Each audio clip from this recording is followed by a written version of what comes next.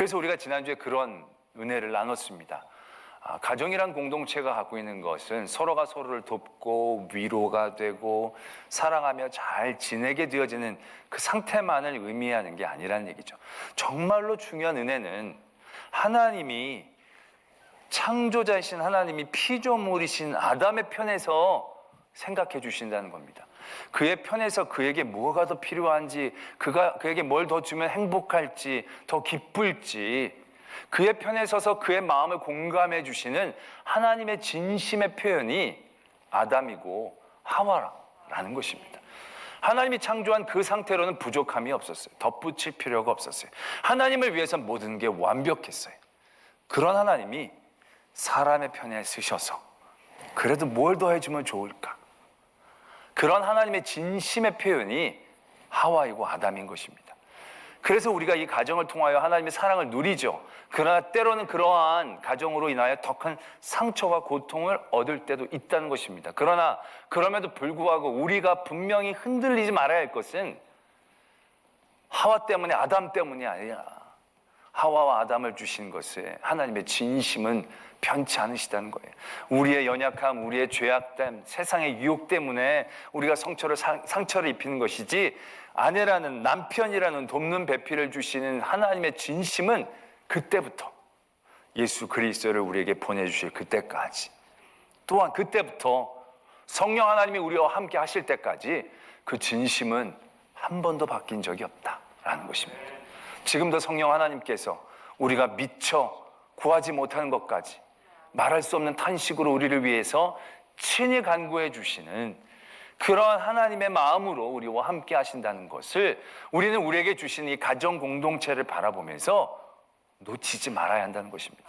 가정 때문에 눈물 짓는다 할지라도 그건 우리의 연약함이고 인간적인 연약함이지, 가정을 주신 하나님의 본심만큼은 변치 않는다는 거예요.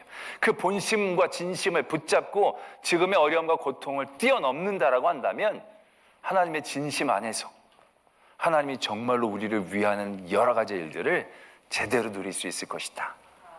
이것이 지난주에 나눴던 말씀입니다. 그리고 하나님께서 이 땅 가운데 세우신 두 번째 공동체가 바로 교회입니다. 교회는 동호회가 아닙니다. 우리가 믿는 사람들끼리 뜸맞아서 함께 모이자, 우리가 흩어지면 곤란하니까 우리 함께 모이자, 그래가지고 우리가 작정하고 우리가 필요로 해가지고 교회가 모인 게 아닙니다. 교회의 시작은 예수 그리스도이시다라는 얘기죠. 오늘 말씀이 그걸 분명히 이야기하고 있지 않습니까? 이전에는 교회가 뭔지, 교회가 어떤 건지 아무런 개념이 없었어요. 그런데 베드로가 예수님에 대한 바른 고백을 하죠. 주는 그리스도시요 살아계신 하나님의 아들이십니다 라고 고백을 했더니 예수님이, 베드로는 그냥 사실만 맞춘 거예요. 그것도 뭐 엄청난 일이긴 하지만, 그건 칭찬받을 만한 일이지만, 그러한 베드로의 고백 이후에 엄청난 은혜를 주시는 거예요. 갑자기 예수님이, 이야, 너 참 복이 있다, 그러면서 내가 네 반석 위에 교회를 세워주겠다라고까지 말씀을 하고 계신다라는 것입니다. 이게 교회의 시작인 거예요. 베드로의 신앙 고백 가운데 예수님께서 베드로가 원하지도 바라지도 않았어요. 근데 예수님이 교회를 세워주겠다 말씀하고 계시는 거예요. 전적인 하나님의 은혜, 하나님께서 세워주신 공동체이다라는 얘기죠. 그러면 예수님이 왜 이런 교회를 세워주셨을까? 그 이유가 분명히 그 뒤에서 이어지고 있죠. 내가 이 교회를 세우리니 음부의 권세가 이기지 못하리라, 이렇게 적고 계십니다. 태초부터 음부의 권세, 사탄의 권세는 늘 하나님의 사람들을 괴롭혔거든요. 유혹했거든요. 흔들었거든요. 그리고 그들을 끌고 그들의 뜻대로 우리를 막 좌지우지했거든요. 그러한 연약함 가운데 예수님께서는 예수 그리스도의 바른 신앙 고백 위에 교회를 세워주셨어요. 그래서 그 교회를 통하여 하나님의 성도들이 음부의 권세로부터 지지 않도록 보호해 주시기 위해 교회를 세워주셨다라는 사실입니다. 우리는 교회를 통해서 우리가 위로를 받고 도움을 받고 여러 가지 신앙적인 도전을 받으면서 여러 성숙하고 성장하는 이런 것을 떠올릴 수 있겠지만, 예수님께서 교회를 세우신 가장 근본적인 이유는 음부의 권세로부터 하나님의 성도들, 하나님의 백성들을 지켜내시기 위한 놀라운 은혜의 시작이었다는 사실들을 우리가 잊지 말아야 한다는 것입니다. 때문에 교회는 모든 음부의 권세로부터 우리를 도와주시겠다고 하는 하나님의 고백입니다. 교회가 세워지고 교회가 유지되어진다는 자체가요, 교회를 통해서 다른 게 아니라는 겁니다. 이게 내가 너와 함께한다, 내가 너를 지킨다, 내가 너를 절대로 놓치지 않는다, 내가 너희를 절대로 음부의 권세에 내어주지 않겠다는 그런 하나님의 놀라운 고백이심을 깨달아야 한다는 것입니다. 때문에 우리가 이 교회 공동체를 모일 때마다 그런 하나님의 고백을 들어야 되는 거예요. 그런 하나님의 우리를 향한 놀라운 은혜들을 깨달아야 한다는 것입니다. 이런 놀라운 진리를 말씀드렸음에도 불구하고 여러분들은 웬만하면 놀라지 않는 표정으로 말씀을 듣고 있다는 자체가 실로도 놀랍습니다. 이게 얼마나 교회가 우리에게 주시는 은혜가 실로 큰가는 거죠. 근데 여러분들이 놀라지 않는 그런 모습 가운데 물음표가 좀 있을 겁니다. 어떤 물음표냐? 음부의 권세로부터 우리를 지켜주신다고 했는데 교회가 성도들을 다 지켜내지는 못한 거 아니냐라는 생각들을 할 수 있다는 거죠. 실로 그렇죠. 초대교회에서부터 그런 모습들은 나타났죠. 음부의 권세가 성도들을 붙잡았습니다. 핍박했습니다. 모진 고문도 했습니다. 그리고 생명까지 앗아갔습니다. 교회가 하나님께서 이 땅에 세워주시고 음부의 권세가 이기지 못하게 해주신다고 하셨는데 교회가 성도들을 지켜내지 못한 수없이 많은 증거들이 있다라는 얘기죠. 지금 우리는 이렇게 편하게 믿고 있지만 지금 이 시간에도 하나님을 믿는다는 것 때문에 누구는 죽임을 당하고 누구는 고문을 당하고 누구는 갇혀있는 일들을 지금 현 세대에서도 계속되고 있다라고 얘기할 때 과연 하나님께서 교회를 통해 우리를 지켜주신다고 하는 의미가 얼마나 우리에게 이해가 되겠는가라는 생각을 가질 수도 있다는 것입니다. 그러나 여러분 분명히 생각해야 할 것이 있습니다. 순교자가 되어졌다는 것, 그것은 무엇을 의미하는 것입니까? 탄압을 받고 핍박을 받았다는 것은 무엇을 의미하는 것이겠습니까? 아직도 음부의 권세가 뺏지 못한 그것이 있다라는 증거 아니겠습니까? 사탄의 권세들이 왜 하나님의 성도들을 죽입니까? 너 예수님 안 믿는다고 하면 살려줄게. 그런데 그걸 끝끝내 버리지 않거든요. 끝끝내 놓치지 않거든요. 사탄의 권세가 원하는 건 그건데 그걸 자꾸 안 놓치니까 죽일 수밖에 없죠. 그걸 자꾸 안 놓치려고 하니까 공격할 수밖에 없죠. 그걸 안 놓치려고 하니까 자꾸 빼앗고 우리를 흔들릴 수밖에 없죠. 그러나 그런 흔들림 가운데서도 성도가 빼앗기지 않으니까 계속적으로 힘들고 어려운 거죠. 빼앗기지 않으려고 하니까 죽임을 당하는 거죠. 그들은 목숨도 재산도 우리의 안녕도 다 가져갈 수 있지만 우리의 믿음만은 어쩔 수 없거든요. 우리가 버리지 않는 한 그들이 빼앗을 수 없거든요. 그러니까 온갖 권세로 우리를 위협하고 대적하면서 그 일들을 빼앗으려고 하는 거죠. 내어놓으려고 하는 거죠. 그런데 성도들은 그걸 내어놓지를 않는다는 거예요. 그래서 음부의 권세가 우리의 재산은 빼앗아도, 음부의 권세가 우리에게 상처를 입혀도, 음부의 권세가 내 생명까지 뺏어간다 할지라도 음부의 권세가 이기지 못하는 거예요. 왜? 우리의 믿음을 뺏어가지 못하니까. 2000년에 넘는 교회 역사 가운데 얼마나 많은 탄압들이 있었습니까? 그러나 그럼에도 불구하고 하나님의 성도들은 신앙을 지켜나간다라는 것입니다. 너무너무 신비하고 놀랍지 않습니까? 그렇게 할 수 있는 이유가 뭐냐? 힘이 어디에서부터 오느냐? 교회로부터 온다는 거죠. 왜요? 이 교회, 믿음의 공동체, 하나님이 세우신 공동체가 날마다 그들에게 그렇게 힘주시고 고백으로 붙잡아주고 계시는 거거든요. 네가 맞지만 내가 너를 놓친 게 아니다. 네가 지금 빼앗겼지만 내가 너를 버린 게 아니다.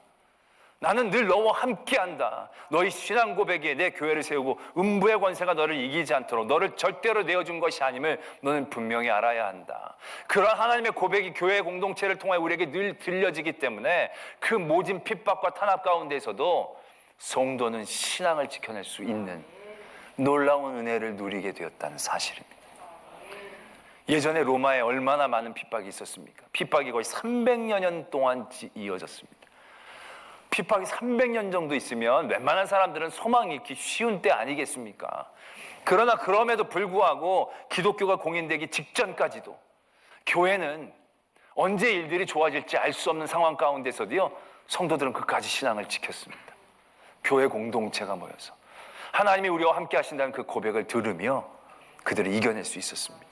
지금도 우리 북한에 분단되어져서 말할 수 없는 탄압으로 교회를 무너뜨리고 있는 게 벌써 70여 년이 가까운 시간 동안 교회가 사라지고 믿음의 사람들이 없어진 것 같지만, 놀랍게도 북한에서는 아직도 성경을 필요로 하고 있는 음성들이 들리고 있다는 얘기죠. 아직도 믿음의 일 때문에 갇혀 있는 사람이 있다라는 겁니다.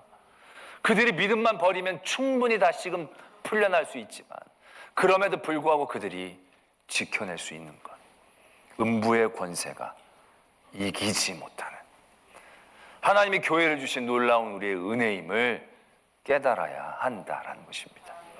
그래서 교회는 하나님이 우리를 향한 고백이고 우리에게 주시는 새 힘 되어진다라는 것입니다.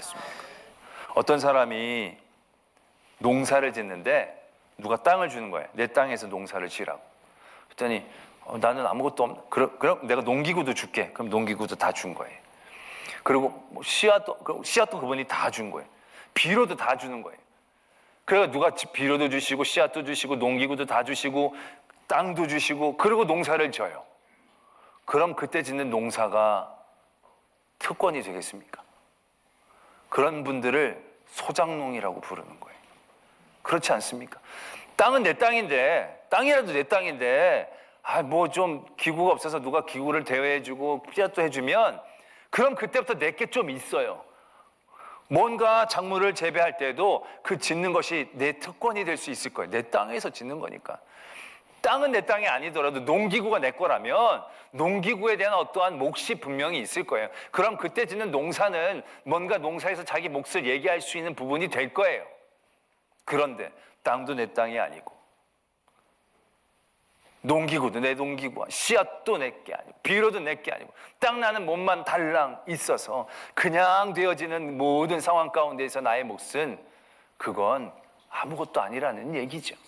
여기서 천국 열쇠가 내가 고백한 고백 위에 세워졌더라면 천국 열쇠가 특권이 될 수 있겠죠. 그 신앙 고백 위에 내 피와 땀으로 교회 벽돌을 쌓아 올렸으면 천국 열쇠가 특권이 되겠죠. 너 잘했다, 내가 이거 줄게가 될 수 있겠죠. 그런데 내 것이 아무것도 없는 상황 가운데서 주신 천국 열쇠는 특권이 될 수가 없죠. 그걸 특권으로 생각한다는 것 자체가 너무 어리석은 거죠. 그때 주어지는 천국 열쇠는 우리에게 짐입니다. 우리에게는 의무입니다. 우리에게는 사명이 되어진다라는 것입니다. 우리가 달란트 비유를 생각하면 이해가 쉽잖아요. 달란트는 그냥 달란트 엄청난 돈을 주인이 종에게 맡기는 거예요.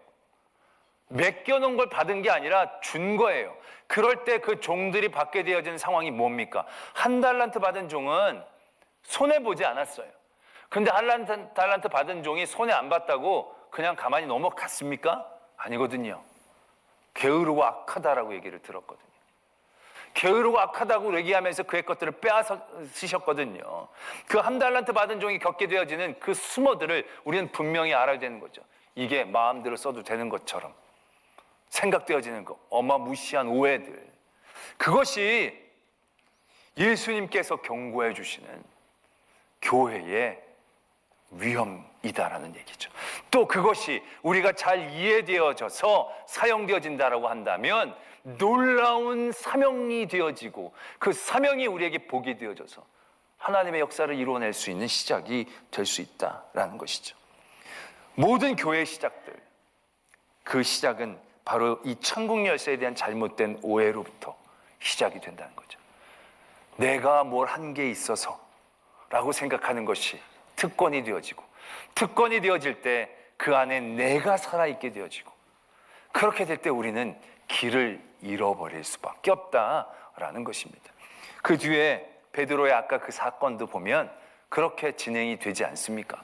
베드로가 예수님을 말렸더니 예수님이 사탄아 물러가라, 네가 나를 넘어지게 하는구나 라고 말씀하시면서 무슨 말씀을 이어가시느냐, 네가 하나님의 일을 생각하지 않고 사람의 일을 생각하는 거야. 지금 요 직전까지만 해도 반석에 교회를 세우고 막 천국 열쇠를 받고 어마무시한 사람이 됐어요, 베드로가 갑자기. 근데 순식간에 그 베드로가 사탄으로 전락해버리고 말았다는 거죠. 아니, 특권이 있으면 면책도 있잖아요.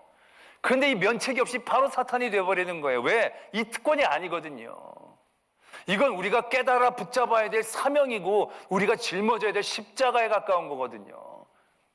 그 십자가를 십자가로 이해한다는 것 자체가 무엇을 의미하느냐 하면 모든 것이 하나님의 은혜였다는 거죠.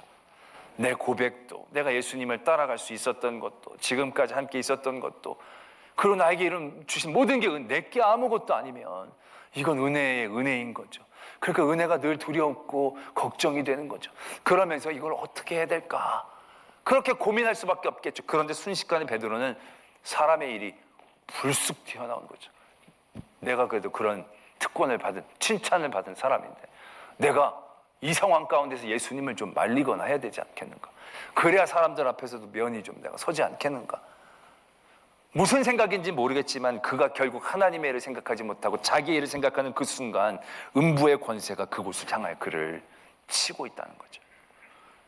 그래서 예수님은 이 베드로를 사단이라고 부르고 계신다는 사실들을 우리가 분명히 깨달아야 한다는 것입니다. 교회가 세워지고 교회에 문제가 생겨났던 모든 자리에서 결국 그 자리의 시작은 바로 이것이었습니다. 나의 일들, 이 모든 것이 은혜였는데 은혜가 아니라 내 몫을 생각하는 그 시작부터가 가장 큰 위험의 시작이었다는 것입니다. 고린도 교회 여러 가지 문제들이 쫙 나오지만 그 문제의 핵심을 딱 찾아보면 딱 이거예요. 그들이 하나님의 일을 생각하지 않고 사람의 일을 생각한 거예요.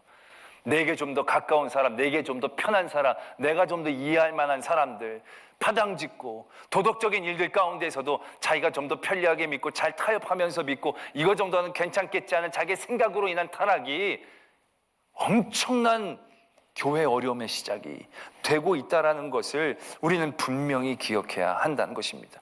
지금 교회 안에서 우리가 상처를 받는 이유, 상처를 주는 많은 사람들, 결국 그 상처를 주는 이유가 바로 여기서부터 시작하는 겁니다. 교회의 특권이 어디 있습니까? 교회는 십자가 위에는 없습니다. 교회에 높이 추앙을 받는 사람이 있다면 특권을 가진 사람이 아니라 많은 십자가를 지는 사람일 겁니다. 그 십자가를 지는 사람도 나는 고생을 많이 하는데 이게 안 된다는 거죠. 그렇게 짊어지는 것도 은혜인 것입니다. 그렇게 짊어지게 된 것도 다 하나님의 은혜이고 감당할 시험만 주신 하나님의 놀라운 은혜인 것이고 그것을 은혜로 알아야 우리가 그 십자가를 기쁜 마음으로 짊어지고 갈 수 있는 겁니다. 거기서 내 공로, 내 분량들, 내 업들을 생각하게 되어지는 순간 거기에 음부의 권세가 우리를 파고들 수밖에 없다는 거죠. 많은 그러한 잘못된 모습들로 상처를 입고 나가는 분들도 계십니다. 그분들은 그 상처를 입을 때 분명히 자기 스스로를 바라보아야 합니다. 그 일들로 당하는 상처가 정말로 하나님의 마음을 생각하고 하나님의 일들을 생각하며 당하는 상처인가? 하나님의 일을 생각하는 게 아니라 내 기준, 내 의, 내 판단, 내 유익, 나에게 섭섭하게 해서 나에게 인사를 잘 안 받아줘서 내 뜻을 잘 이해해 주지 않아서 결국 그러한 일들이 생겨나는 것은 아닌지 자기를 다시 한번 바라보아야 한다는 것입니다. 내가 하나님의 일들을 생각하며 이 모든 것이 은혜인데 내가 얼마나 교회에 열심히 봉사를 했는데 왜 나를 일꾼처럼만 생각하느냐는 거죠. 뭐 청년이 마당새냐는 거죠. 이것저것 시키기만 하고 우리의 의견은 하나도 안 들어주고 물론 그런 어른들의 잘못도 있지만 하나님 앞에서의 마당새가 나쁜 일입니까? 밖에 쫓겨나는 게 좋겠습니까? 마당새가 좋겠습니까? 이렇게 얘기하면 또 젊은 분들이 저 꼰대라고 얘기할 수도 있겠지만 꼰대가 되라면 꼰대가 돼야 되겠죠. 내가 뭐 우리 목사님 신세대야 얘기 들으려고 설교하는 게 아니니까. 상처를 입히고 받는 모든 가운데에서 물론 잘잘못의 여러 가지 경향은 있겠지만 결국 그 모든 시작이 하나님의 은혜인데 그 은혜가 은혜되지 못하고 나의 공로, 나의 일, 나의 것들이 살아났을 때에 그 천국 열쇠가 특권처럼 여겨지게 되면서 나를 상처 입혔으니까 낙이다. 내 말을 안 들으니까 저기는 옳지 않다. 라고 생각하면서 하나님의 고백의 음성에 귀를 닫고 거기를 떠나가는 것이 얼마나 더 어리석은 일인가를 깨달아야 한다는 얘기죠. 오늘 예수님께서 천국 열쇠를 주시면서 얘기하시는 거죠. 네가 매면 하늘에서도 매고 네가 풀면 하늘에서 풀린다. 대단하네요가 아니라 네가 매면 열릴 길이 없다. 네가 은혜를 받아서 하나님을 믿고 신앙 고백을 했는데 너도 안 들어가고 다른 사람들도 못 들어가게 하면 얼마나 그게 악한 일이 되겠느냐. 너의 모든 말과 행동들이 누구의 앞에서 하나님의 문을 잠그는 일이 되지 않도록 늘 깨어 있어야 되지 않겠느냐 라고 말씀하시는 그런 도전으로 들려져야 한다는 얘기죠. 그래서 날마다 교회를 통하여 하나님의 음성을 듣고 그 음성을 듣는 우리들의 삶의 자리들을 다시금 바라보면서 내가 하나님의 나라의 문을 여는 사람이 되어야만 한다는 그런 사명, 그런 십자가, 그것이 우리에게 주신 놀라운 특권의 또 다른 이름이다라고 생각하며 기쁜 마음으로 그 십자가를 짊어지고 갈 수 있는 저와 여러분들이 되어지기를 도전합니다. 우리 말씀을 생각하며 함께 기도하기를 원합니다. 교회에 상처 입은 것들, 교회에 마음에 들지 않는 것들 분명히 있으실 겁니다. 그 자리에서 우리는 나를 먼저 보기를 원합니다. 내가 누구의 앞에 하나님의 문을 잠그고 있는 건 아닌지, 하나님의 일을 생각하는 저희들 되기를 소망합니다.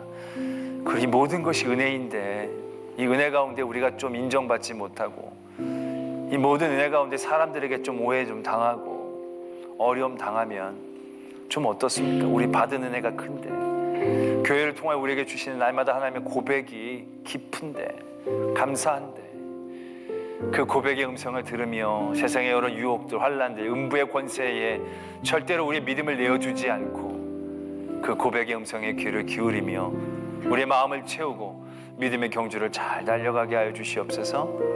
이러한 기도의 제목으로 하나님 앞에 나아가겠습니다.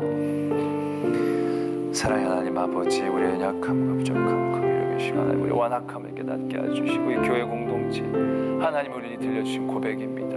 고백의 소리를 들으면서 늘 주님을 찬송하면서 나갈 수 있는 저희들 되게 하여 주시옵소서. 세상의 여러 유혹들, 환난들, 공격들 우리를 흔듭니다. 그러나 그럴 때마다 교회를 통하여 하나님이 우리에게 말씀하신 그 고백을 듣습니다. 내가 너와 함께한다. 너를 절대로 버리지 않는다. 내가 너를 사랑한다 얘기하십니다. 그 고백을 듣고 여러 음부의 권세에 우리의 믿음을 빼앗기지 않고 믿음의 경주를 잘 달려가 우리 앞에 맡겨주신 사명들을 잘 감당해야 하시고 그래서 하나님의 문을 열어 많은 하나님의 사람들이 그 문을 통하여 하나님께로 나아갈 수 있는 그 시작이 되게 하여 주시옵소서. 저희 교회에 주신 은혜가 실로 놀랍습니다. 이 은혜가 우리의 공로가 아닌 하나님의 은혜로 다시금 우리에게 짊어지어진 하나의 짐으로 하나님의 일들을 향해 더욱더 열심히 달려갈 수 있는 저희들 되게 하여 주시옵소서. 믿사오며 예수 그리스도의 이름으로 기도드립니다. 아멘.